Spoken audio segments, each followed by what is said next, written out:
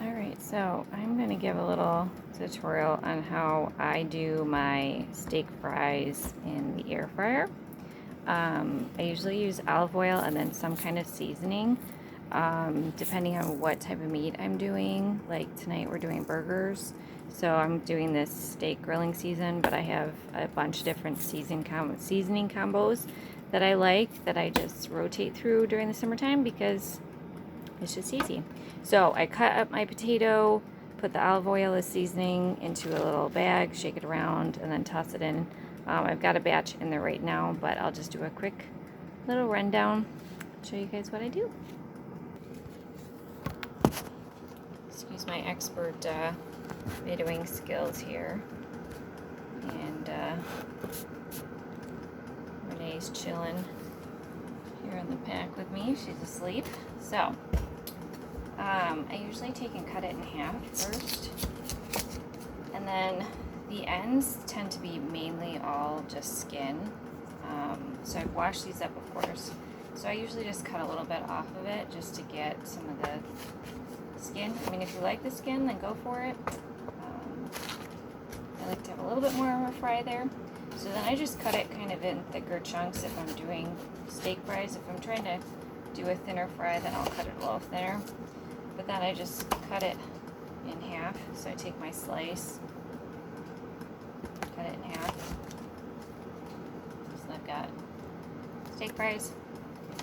They just seem to cook a little bit better for me.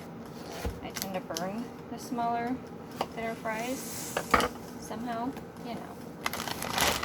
There's always something going on with the farm. So this way, and these warm up a little bit better, so if Matt happens to be a little bit later, then they can usually handle being warmed up in the air fryer a little bit better. Like I said, I just kind of eyeball it on how thick or how thin or whatever. And for us, like I do 2 of our medium large potatoes, and that usually does 2 batches about that size, and that's usually enough for us for a meal, and then maybe like some leftovers. Like we won't use all 4 of our hamburgers tonight, so I'll be able to do a little container with some fries and a burger for one of us to have for a quick meal, whether it be me for lunch or him for dinner if he's got to be in and out quick. And like I said, I just kind of toss them around, get the seasoning and olive oil all mixed in there. If I think I need a little more seasoning, I throw that in. But I usually put this on, I know ovens are doing things, I don't know if air fryers are the same way, but like this is after 10 minutes.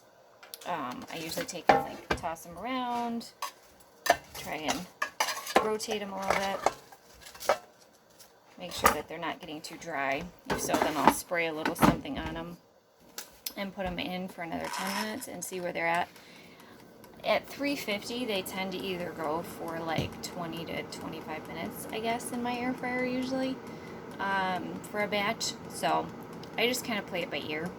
And I'll do one batch and have it just set aside and be cooling a little bit, because obviously 350 is kind of warm, while the other one goes on, and try and time it out that usually the meat's coming out a few minutes after the first batch comes out, and while we're eating, the other batch is cooking. So, but that's how I do it. And like I said, I have a bunch of different seasoning combos that I use on my meat, my potatoes, my vegetables, just because during the summertime, the easier, like the less stuff I have to think about, the better.